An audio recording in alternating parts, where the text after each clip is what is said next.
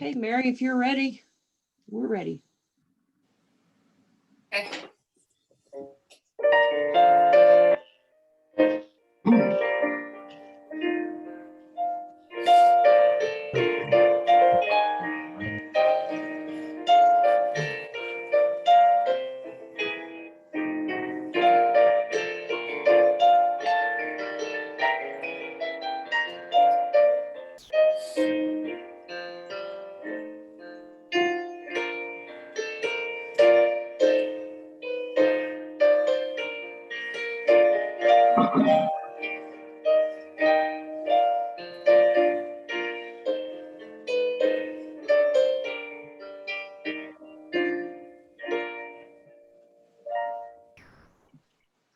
Thanks, Mary. New Year, everybody.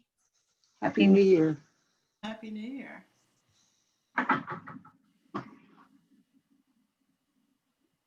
All right, we have the invocation this morning, Cliff Thomas.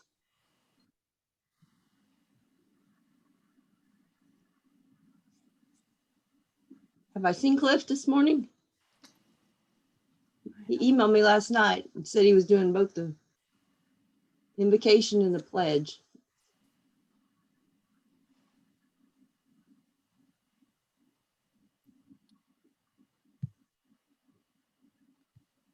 I can pray if he's Okay, not Mary, here. if you don't mind, go right ahead. I'll just wing it. Okay. Dear Lord, thank you for bringing us all together today, and thanks for seeing us through 2020. And we just ask that you continue to be with us and help us be safe, help us do your will, help our leaders of not only our local and district organization, but Rotary. Help us step up as leaders in our community to do the right thing and just be open to what you would have us to do. And we pray that you continue to protect us. And we're just thankful for the many blessings that we have. In your name we pray. Amen. Amen. Thank you, Mary. Polly, would you do the pledge and the four-way test? Sure. But everybody will pledge allegiance.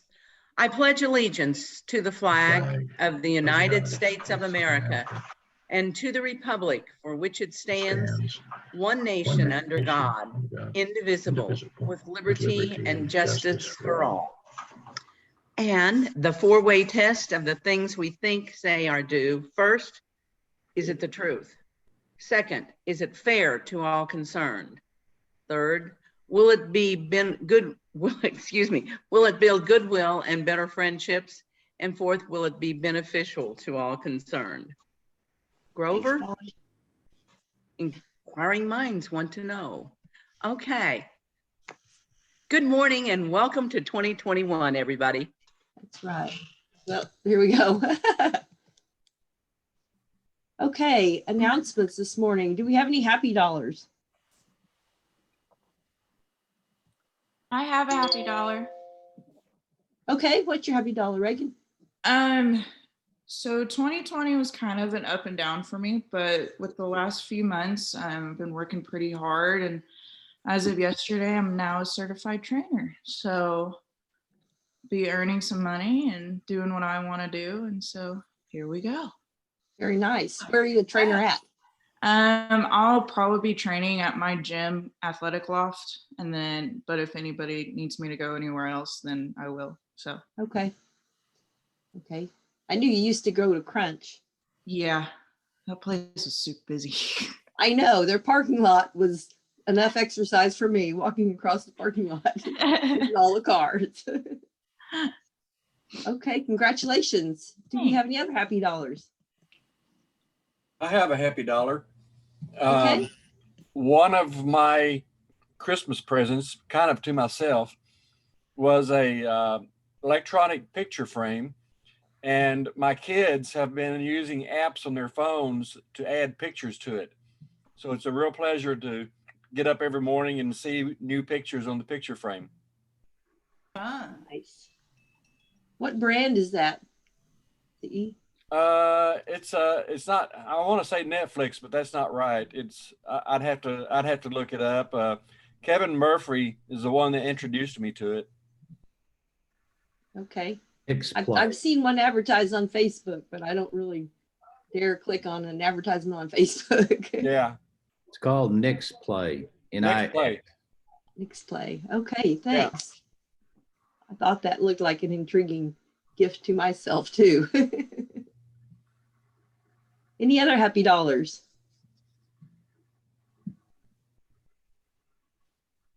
Hey, I've got one.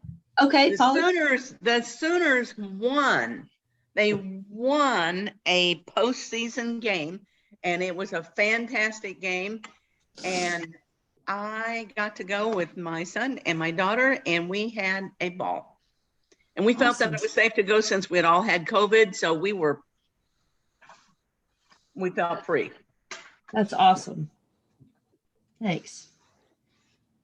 I have a happy dollar because my Venmo account started working again, so I can send happy dollars. And so, Linda, I hope you got my happy dollars that I've been owing you. And I'll have one more on the way. Anybody else? Okay.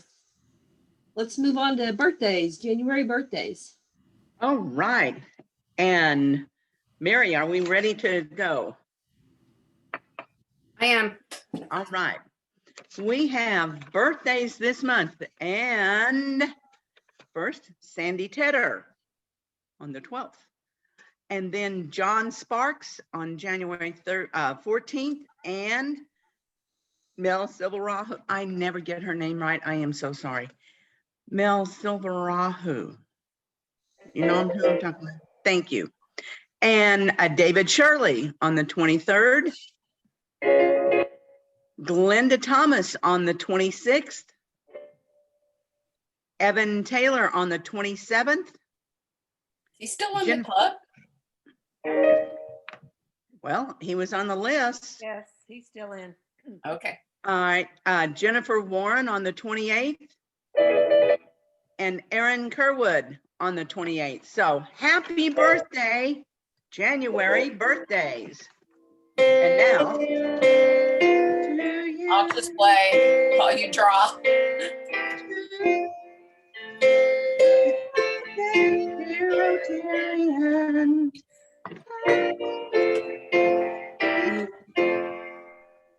All right. The first name I pulled out, I haven't seen him on this morning. John Sparks. Oh, Nope. Okay. Here's another one. Evan Taylor. Is Evan here? no. Nope. Okay. Jennifer Warren. Yes. Yes. All right, Jennifer, you get the Hal Smith. Thank you. Well, you're welcome. And now for the $100 thing toward your thing. We'll see who's left in here. Linda Thomas. Thank you. Well, you're welcome. So happy birthday, you all, and you all have a wonderful 2021. Most definitely. All right. Okay. Thanks, Polly. You're welcome. All right. Done till next month. Right. Keith, I think I saw you. Do you want to tell us about the Salvation Army, the final report? Well, yes, I be happy to and proud of it.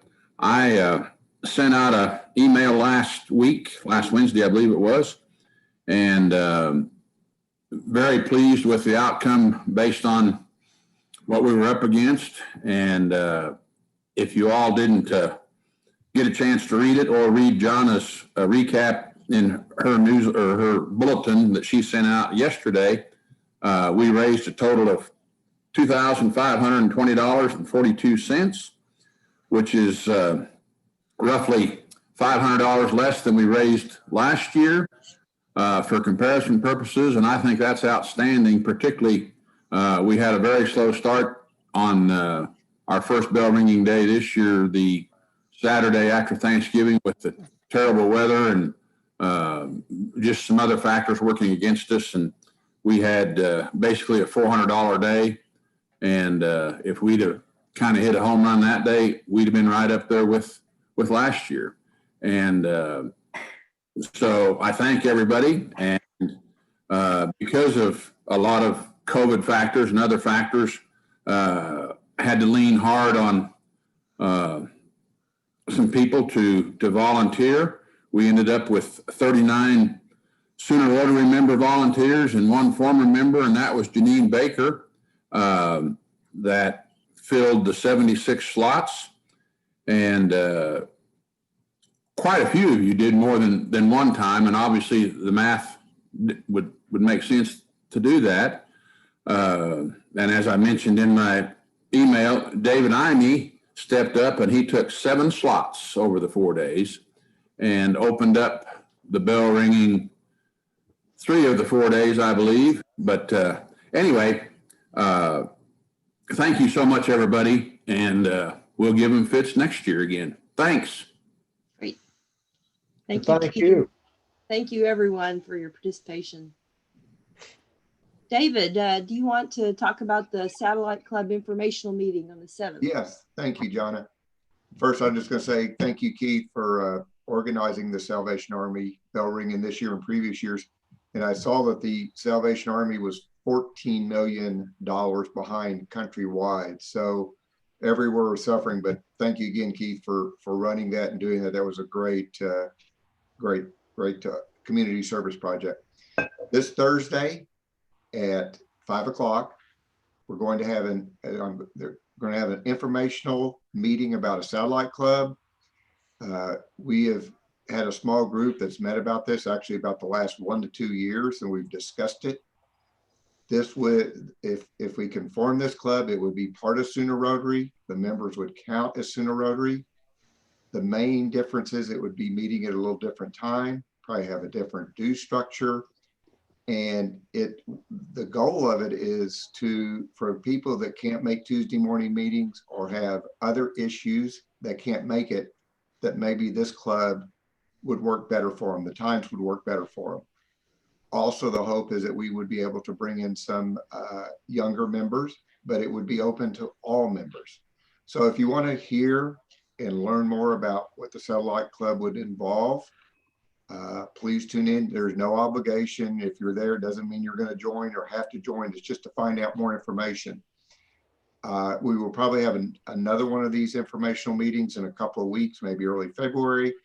And if we can get 8 or more people to commit, then we still need to get Sooner Rotary Board approval. Right now we have approval for the informational meetings. And if they approve the club, then we will move forward. And the earliest this would start would probably be sometime in April. So right now it's just discussing, letting people know what it means, get people to time to think about it.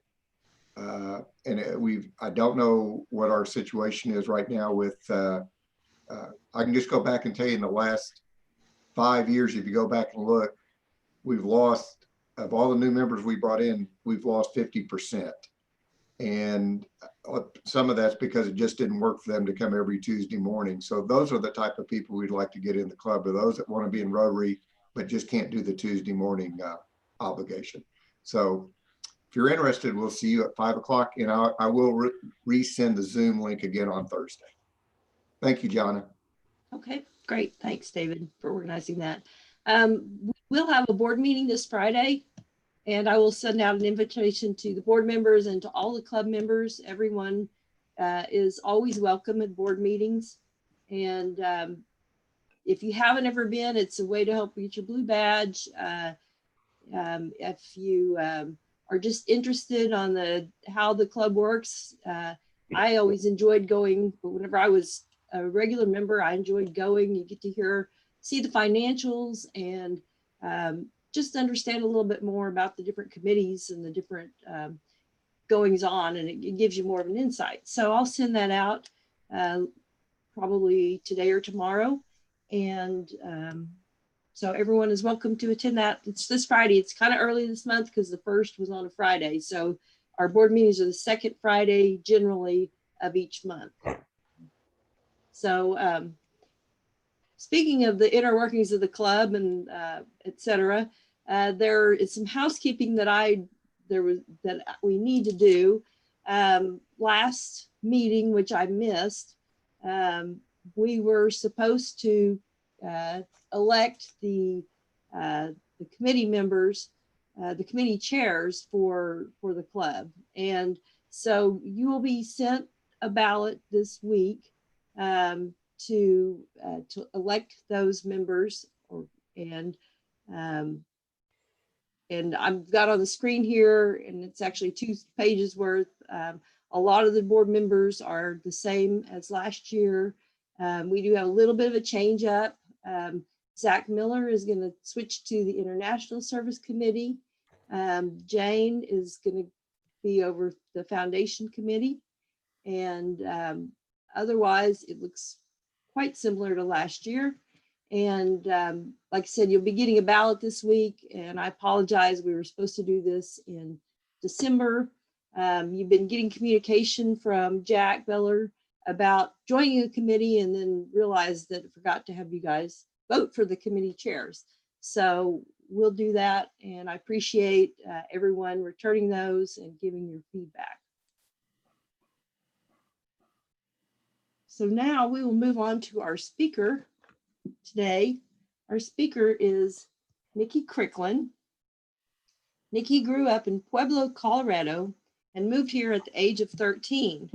She lived in Edmond while working to put herself through college at UCO, University of Central Oklahoma. After she graduated, she started working for the state of Oklahoma, which is where she met her husband. They now live in Norman and have 2 dogs, both of which were adopted from the Second Chance Animal Sanctuary. And they also occasionally foster dogs. And so I love you for that, Nikki, already. Nikki has always loved art. She studied art and photography through high school, then gave it up in college. But after graduating college, she painted decorative signs in her free time and sold them in a local shop. She also started working on her photography skills at that time.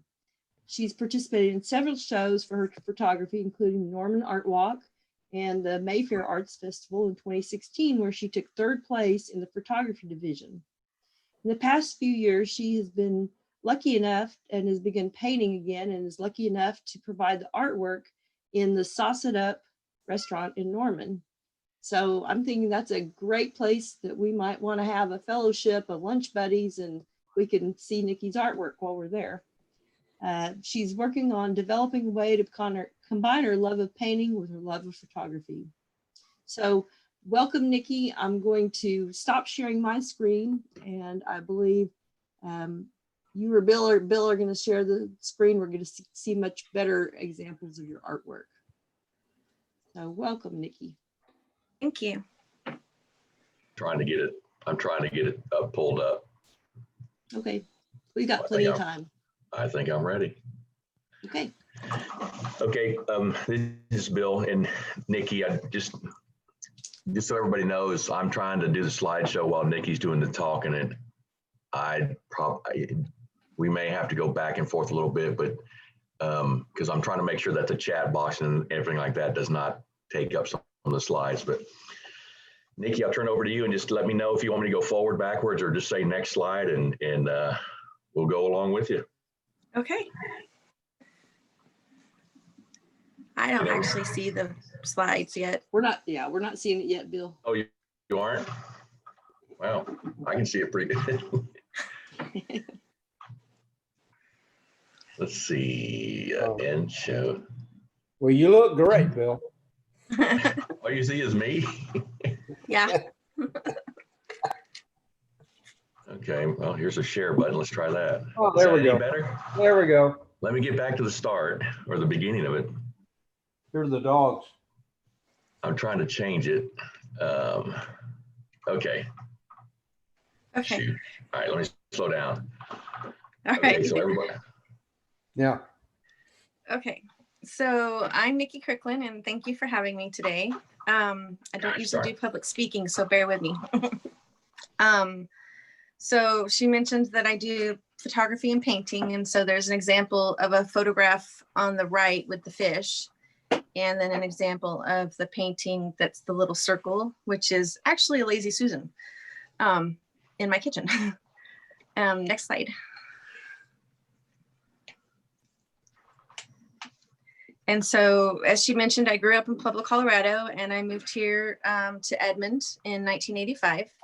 For college, I went to Phillips University for 1 year up in Enid, and I was actually studying art, and I was unlucky enough to get a professor that had favorite students, and I was not one of them. So he led me to believe that I wasn't any good, and it kind of shattered my confidence, and I stopped doing any kind of art because I just felt like I wasn't that good anymore. And then, you know, with age, I realized that no, he just had favorites. But I moved back to Edmond and I went to UCO, and I couldn't really decide on a degree. And so I ended up with a Bachelor's of Sciences, which is a fancy way of saying general liberal arts, because I could never decide. But I was able to get a job with the state of Oklahoma after I graduated. And I worked for the Department of Human Services, which is where I met my husband. And we've been married for 18 years now. So that worked out really well for me. Next slide. So we moved to Norman in 2013. My husband grew up here and is from Norman, and living in Edmond in 10 years, for 10 years, he said was like living in OSU country. So he was very happy to get back to Norman. And we have 2 dogs. This is Finn and Sirius. And as you can see, Finn's trying to eat the snow.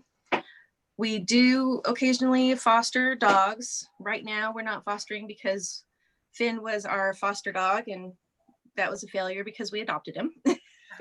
Next slide. But we love both of our dogs. So she mentioned that I had started painting some signs. So after we got married, I wanted to get back into some of my art, and a friend of mine mentioned that she knew this little shop that sold stuff on commission, and that I should do some signs. So I did a couple and took them over, and she liked them. And so for several years, I'd paint signs like these and sell them at the shop. And I would do different, I don't know, sometimes I did Bible verses, sometimes I just did different sayings and just would take them over and sell them. So that kind of got my confidence back up with my art. Next. And so then I started working on my photography. So I just took my camera everywhere I went. So this was a trip to DC, to the Vietnam War Memorial. And on the next slide, there's a couple more pictures of DC. And the flags are at the Washington Monument. And I really liked those. I thought they were really pretty, the way they were blowing in the wind, but you can see that I took the photograph and I kind of tweaked it digitally. I do that a lot with my photography. And then the photograph on the right is a park on the mall during the Cherry Blossom Festival. And if nobody's ever been to the Cherry Blossom Festival, if you want to go to DC, it's a great time to go. It's really busy, but it's just so beautiful. It's worth it. Next slide. So I also took my camera with me to Costa Rica. My sister's church went there and did several missions. So I went with them on a couple. I like to take photographs out of planes because, as you can see on the left, I just think Mother Nature does some of the best abstract paintings in the world. And so I love to take pictures out of the plane. And I really particularly liked this one. I don't know where it is because we were flying over the ocean somewhere between here and Costa Rica, but I really particularly like that one. Next. This is a bird in Costa Rica that I thought was really interesting because he just looks really funny, but I liked all the colors. He's got a lot of blue and yellow and orange. And I for some reason, like taking pictures of birds. So next. These are some fruits from Costa Rica I took some photographs of. And I thought they were really interesting because they're so different than anything that we have here. And I loved the colors, and they're just so bright and vibrant, and the different textures. The one that looks like a strawberry with hair is interesting because when you open it up, the flesh in it is kind of almost milky white, and there's a big seed in the middle. And so that was the only one that I tasted. I wasn't particularly a fan, but everybody else on the trip was. So we had those with us the entire time, and they are the softest. The little green hairs on them are the softest little hairs, but you see them in the grocery store here sometimes now, but they never look like that. They're always so much darker, but this is what they look like when they're fresh and ripe. Next. So this is interesting. The lady in the photograph is my friend Kylie. If you could go back one, there you go. Sorry And about that. that's okay. And she actually lives in Australia, and we have been friends for, I don't even know how long, since I was 11, I guess. I wanted a pen pal. And so I asked my mom and dad if I could get a pen pal. And this is my pen pal from when I was 11 years old. And she's come to visit me now, and I've gone to visit her. And we just are really great friends, and we just hit it off really well. And we've always kept in touch. And I just think that she's probably the oldest friend that I have. But when she came up here one time, we wanted to take her to see some of the country. So we took her out to Santa Fe, New Mexico, which we really enjoyed and have been back since. But if you ever want to try kind of the new Mexican cuisine, I would recommend you go to Santa Fe, because the food out there is fantastic. But that yellow photograph with the blue windows from Santa Fe, and everything out there is just really bright and vibrant, very artistic. It's just a wonderful place to go. We also went to the Grand Canyon, and I've heard that photographing the Grand Canyon is a difficult thing to do, and it really is, because your photograph never looks like the Grand Canyon. It's so vast and amazing. And then we also went to the Petrified Forest. And I really enjoyed that visit, because the colors there are really great as well. And my husband just reminded me to let you know that the first time that Kylie came to visit, the first thing she wanted to see in our great country was Graceland. So I thought that was really funny. All right, next. And then, of course, I love taking pictures at home in Oklahoma. The picture with the horses was taken a couple years ago during a snowstorm, because we don't get many of those. So, of course, I had to get out and take some pictures. And that's actually on 10 Mile Flats over at 48th and Rock Creek. And that's one of my favorite photos that I've taken. You can see that I've tweaked that digitally too. Then I also, when they first built the dome on, I wanted to go see what that looked like. So I went out and took some pictures, and I got this picture. Next. And then here, again, love of birds. So I like to take pictures of birds. The one on the bottom is at the National Memorial. So I kind of liked the idea that looked like he was standing on water at the National Memorial. I thought that was kind of nice, interesting take. And then the top one, I don't know if any of you are familiar, but that's Stage Center from Oklahoma City. And when I found out they were going to tear it down, I wanted to get some pictures of it, because I just really liked that building. Again, I go for things that are really vibrant and different and colorful and unique. And so I tweaked that photograph a little bit digitally too. And part of the reason that I tweaked them is because I wanted them to look a little bit like paintings. And so that was a reason that I thought, maybe I should start painting. Next. And so this next picture are 3 dogs that we used to have, bless their hearts. This is Aspen, Lexi, and Q. And we had them before Sirius and Finn. And you can see that I've tweaked it also digitally to make it look more like a painting. But I just loved that the 3 of them were grouped together like that, sharing the bowl. All right, next. Okay, so here is when I thought that I might want to start painting, I just started playing around with a lot of different mediums. And so I would mess around with abstract acrylics. I'm trying to say acrylics, sorry about that. Acrylic inks and pens, pen and ink, markers, alcohol inks, etc. And so these 2 examples are commissions that I did for someone in alcohol ink. And alcohol ink is interesting to work with, because you have to use a special kind of paper. So this is Yupo paper. And Yupo paper is really slick, so it won't absorb the water or the alcohol. And so these are alcohol inks right here. And they're very tiny, but they contain an awful lot. And then they have alcohol in them, and that's what evaporates so quickly. But you also have a blending solution that you can use if you need the inks to move around a little bit longer. And you can also use isopropyl alcohol, but of course the odor of that is a little bit worse. But these are interesting because when you put them on the paper, they just drip. And so when you put two colors together, they blend and do funny things. And so you really have to move them around and work with them. But like, see, that dries pretty quickly and drips around. So you have to work really fast with them. And so when you need to do something else with them, you just add more alcohol to it. And then it does more blending and such. And I think I really like the alcohol inks because you can really blend the colors really well. You can use different techniques, like you can use paint brushes to move them around. You can use a hair dryer to move them around, or pretty much anything that you want to.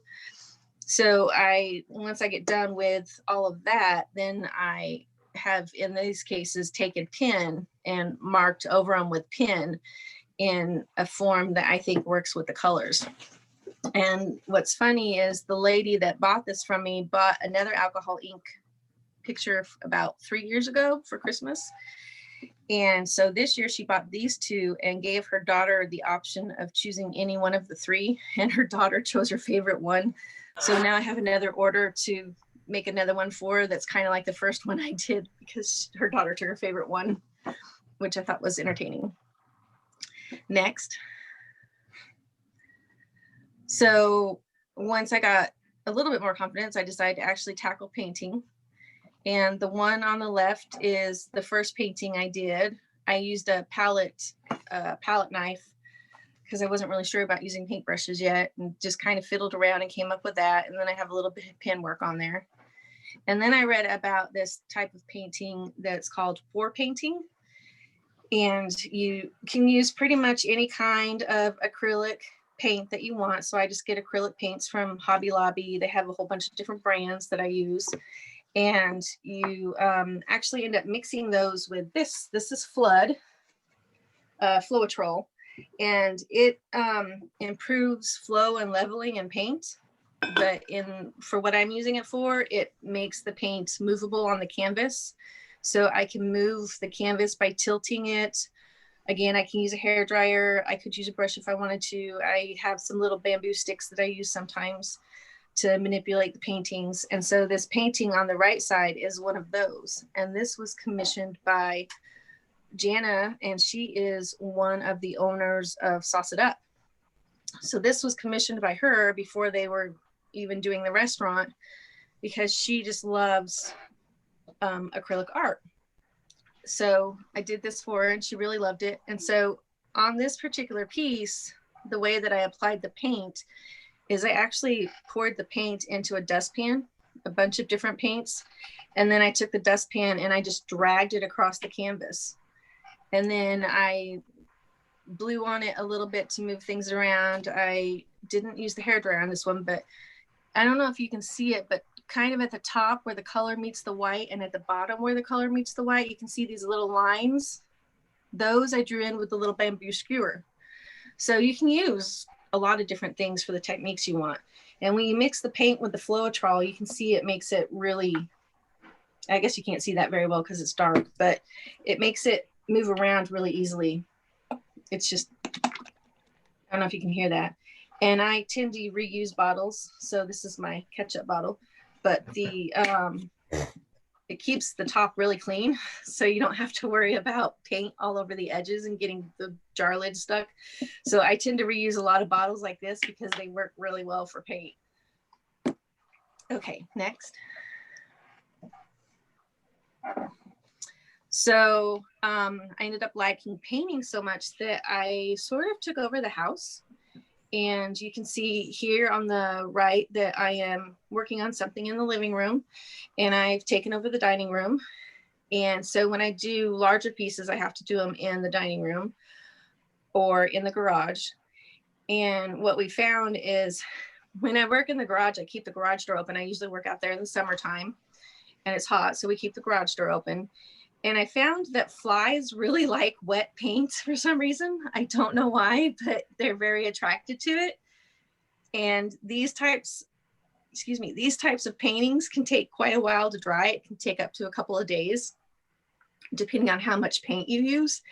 And so I have to go out every couple hours or so and pull flies off with tweezers because they like the paint so much. And if you wait till the paint dries to take them off, then they take chunks of the paint out too. So you have to go out every couple hours and pull them out of the wet paint.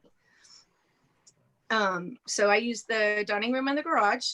And then I also have taken over our spare bedroom. And you can see on the left, that's my supply cabinet. That's actually about 6 feet wide by about 7 feet tall. So it contains quite a bit. It's really quite large. It's right here behind me.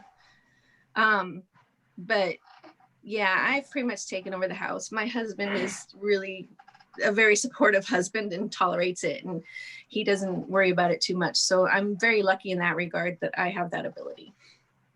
Next. Okay, so this is one of the paintings I was doing. You can see I've got a cookie sheet underneath to catch it.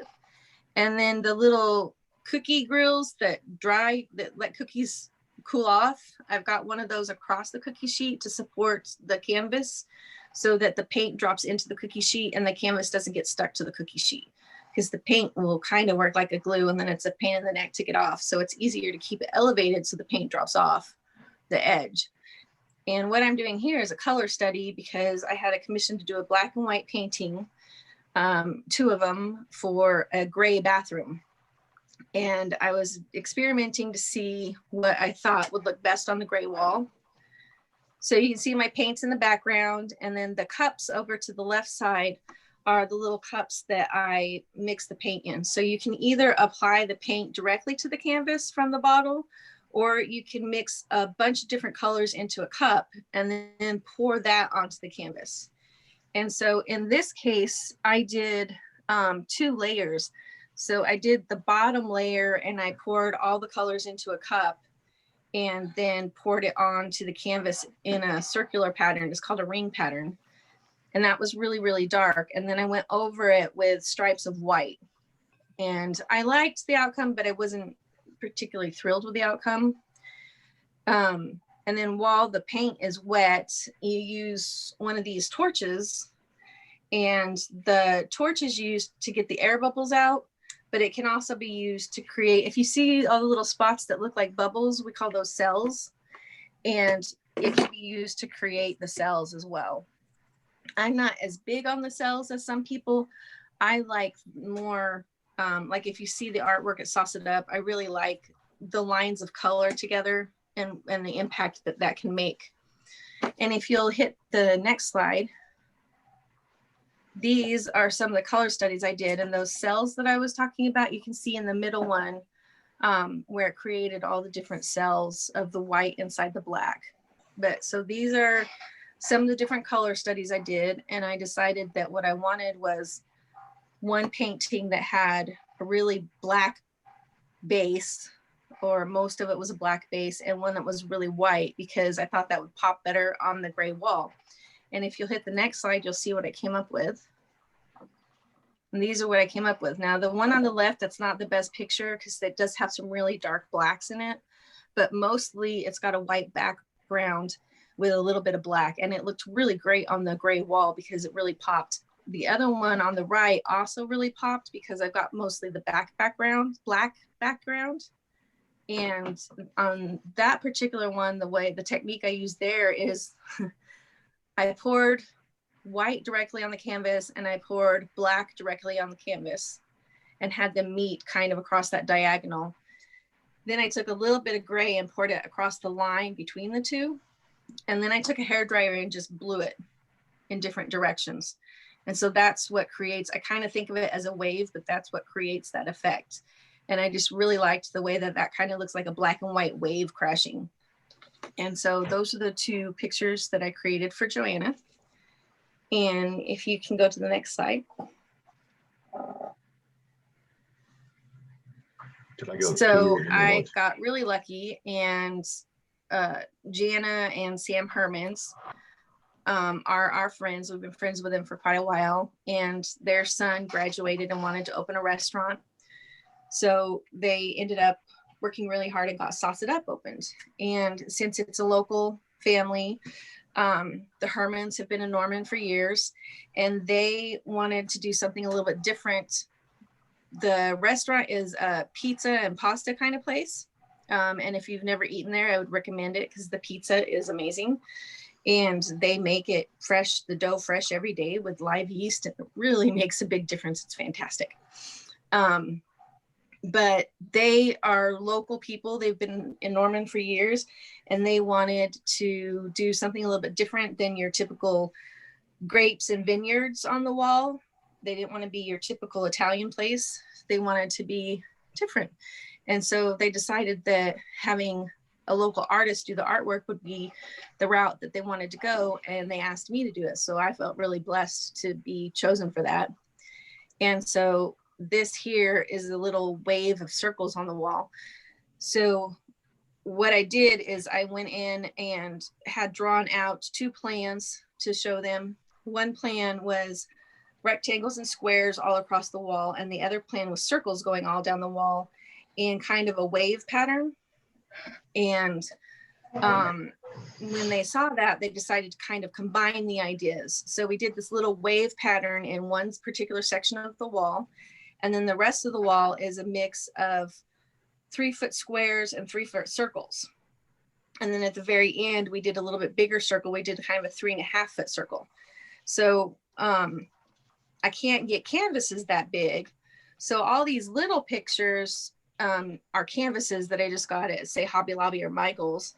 And then those 5 larger circles that are in this picture are actually particle board that one of the investors in the restaurant is a woodworker. So he cut them out for me out of particle wood. And so some of these are canvases and some of them are particle board, but I think they look really great all together. And they created that kind of wave effect that we really wanted to achieve. And then if you go to the next one, the next slide, sorry. These are some of the ones that are on the wall. A couple of these are included in the wave effect. And then like the one on the left that's got the black background, that's actually at, that's actually a 3-foot circle on the wall. And it's actually one of my favorites. I think it's really bright and colorful. And if you go to the next one. The next one. Yep, sorry, I'm trying. That's okay. Sorry. So this kind of gives you an example of what the rest of the wall looks like. They have alternating circles and squares. They're rather large. And they just go down the whole wall. And I really enjoyed doing this because I had never used any kind of canvas that large before. So it was a big challenge. And each picture is made out of the same group of colors. They wanted to have kind of a color scheme. So we chose, there's kind of a slate blue color, a burgundy, kind of a yellowy ochre color, and then a sagey green color. And we combined those with black, white, and gold. And so every picture in there is made out of just those colors. But you can see the large variety of options that you have, even using a limited color palette. And there's really quite a variety of colors in everything. But this one on the end, that's the circle, is one of my favorites. I really enjoyed that one. That's the largest one I did. It's 3.5 feet in diameter.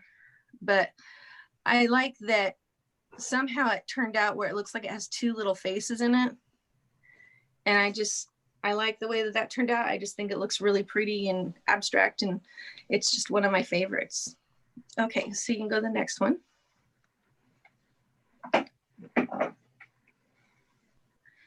So they were so happy with the artwork that I did that they decided to ask me to do a restroom sign for them. So this is 2 feet by 4 feet, and again, rather large painting. And I did the painting this time just by drizzling the colors across the canvas without mixing them in a cup first.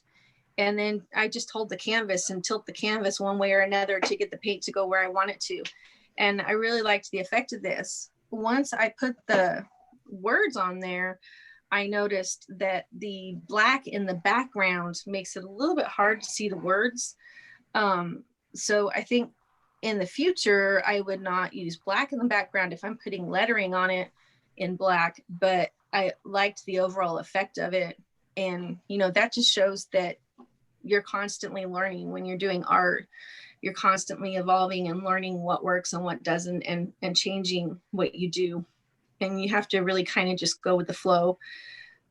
Otherwise you just get too frustrated because this is not an exact style of painting like traditional painters. This is something you just really need to go with the flow, and just, if you don't like it, start over. But this is the first time I've also done lettering really on my own. So I looked up a whole bunch of different fonts and watched a bunch of lettering videos online on YouTube, and kind of saw some different things that I liked in lettering. So I kind of drew this out on my own, and it worked out really well. Oh, somebody just asked if I ever give lessons. I actually haven't given lessons, but if anybody wants to come over and play one day, just let me know. For the lettering, I just kind of sat and fiddled and drew it out the way that I thought it would look good. And then, because I've never done lettering before, I got graph paper and the size of the painting and drew it out so that I could make sure it was perfect before I put it on there. And then I just traced it on because I was afraid to freehand it. So I freehanded it on the graph paper where I could alter it constantly, and then traced it onto the sign so that I could get the letters right, because I was really nervous I was going to mess them up, because I've never really done a lot of lettering. So, but I was happy with the effect. I like the way it turned out. Next slide. And so that's me kind of in a nutshell. I really love painting and doing photography. So my goal is to figure out kind of a way to make the two work together, and find a way to do maybe collages or something where I can put them in the same artwork together. And so again, the koi fish is one of my photographs. It's actually one of my favorites. And then the blue painting at the top was another commission somebody did for a new home gift. And so I really liked the way that one came out, because I thought it kind of looked like the mountains, kind of a icy blue glacier type style. But that's me in a nutshell, and I'm Nikki. Thank you for having me. Thank you, Nikki. And to the group, I'm going to stop the slideshow so that you can actually see all the other slides in case you want me to go to a specific one when people have questions. And then I have a real quick question, Nikki. The hairdryer thing, is that, do you stop or turn off the heat with that, or is it just normal air, or it's a warm air? I usually just use the cold setting, but you don't use it very long. And so the heat doesn't really make a difference. The amount of paint that you put on the canvas to do that, there's quite a bit. So the heat doesn't have a chance to dry it out. But I usually use the cold setting just in case. And it doesn't take much. It's just a couple quick blows, and that's it. Because if you use it too much, it blends the paints too much, and it makes kind of a muddy mess. So it's just a couple quick shots of the hairdryer, and that's it. I have a question. Can you hear me? I don't know if you can see me. Yeah, I can. Okay. Hi, my name is Katie, and I am absolutely loving your presentation. Thank you so much for coming this morning. Thank you. I'm the one who asked the question about lessons. On the restrooms painting that you did, that one is just, I think that is so much fun. Are you using acrylics with the flood? Is it called the flood medium? It's flood. Can you see that? Floetrol. I can. And so I buy this at Home Depot or Lowe's, and you can get it in quart sizes too. I just buy this because it's more economical. Sure. And so what I do is I strain this through a strainer because it gets little pieces of gunk in it. Yeah. And so I strain it through a strainer, and then I mix it with all different types of acrylic paints. And so Acrylic, you can get okay. these at Hobby Lobby, Michael's. I tend to buy the little bit higher quality paints just because I want more. I just want that quality of paint, but you can use really generic stuff if you want to. There's a lot of people that use like folk art paints or the decorative art brand that are just craft paints. A lot of people will use those, and you just mix it and it makes it really, really fluid. Let me show you. And so you squirt it on and then you hair dryer it. And is that on a canvas? It looks so smooth. Is it canvas? Yeah, or that's is it... on a canvas. And the reason Okay. it's smooth is because of the Floetrol. The Floetrol makes it flow really easily. So this paint is made with Master's Touch acrylic from Hobby Lobby. Okay. And I mixed it with Floetrol, and so you can see it just pours. Yep. So it's super fluid. And so that's what allows you to move it across. Oh, did we miss one? We missed one. Yeah, I thought I did, that's Nikki. what I allows just you to found move it. it across the canvas really well. Got This, it. yeah, it's really fun.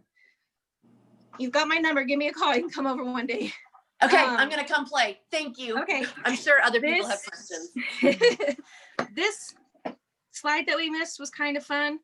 I had a fellow named Steve call me up, and he saw my artwork at Sauce It Up, and he wanted me to do something for him. And he followed that promptly by saying nothing for the wall. Didn't want anything to put on a wall, so I was a little bit confused.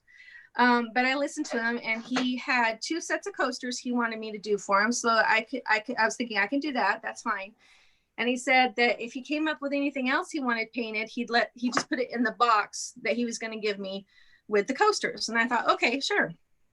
So he lives out far east, Norman, and I live on the west side. So he said that he would drop it off at Sauce It Up, and then I could just pick up the box there. So when I went up to pick up the box had some dishes in it, which were a little bit of a challenge. I learned how to use resin, and they had the coasters, of course, and they had this pair of tennis shoes. And so I called him and talked to him and let him know that I'd never painted tennis shoes before. I wasn't sure how it was going to work, but I'd give it my best shot. And it was actually really fun. So for these, I did what's called a hydro dip. You fill a container with water, and it has to be deep enough that you can submerge the shoe entirely.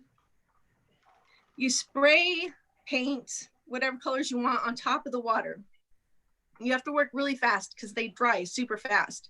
So you spray paint the paint on top of the water, and then you dip the shoe into the water and submerge it completely.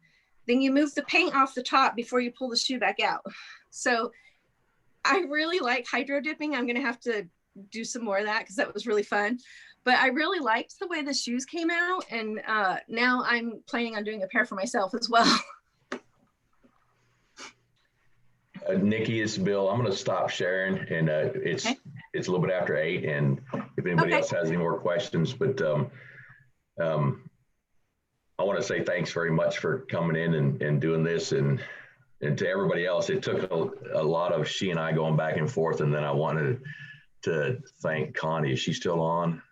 This was she and I were talking about programs, and one of her ideas was that, you know, we should be looking in our communities and across the globe to find people. And it just so happened within a day or two, I went to get pizza and I saw this artwork on the wall that made me think of looking at a stream, so to speak, and of course, Nikki had her card on the counter. But so Connie, you get credit for a lot of this. So thank you very much. And Nikki, thank you very much for all the time and effort that you spent helping me get this together. And I appreciate it. Thank you for having me.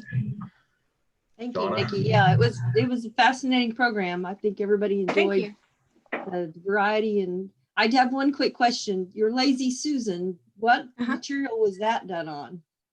That's kind of funny.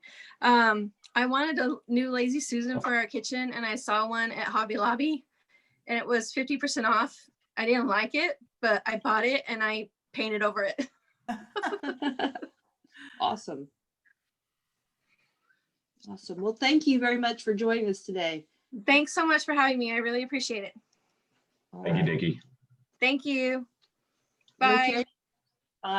Rotarians, look for your ballot in the mail or in the email, and go out and have a great week and open the opportunities. Donna. Thank you all. Thanks. Bye. See you, everybody.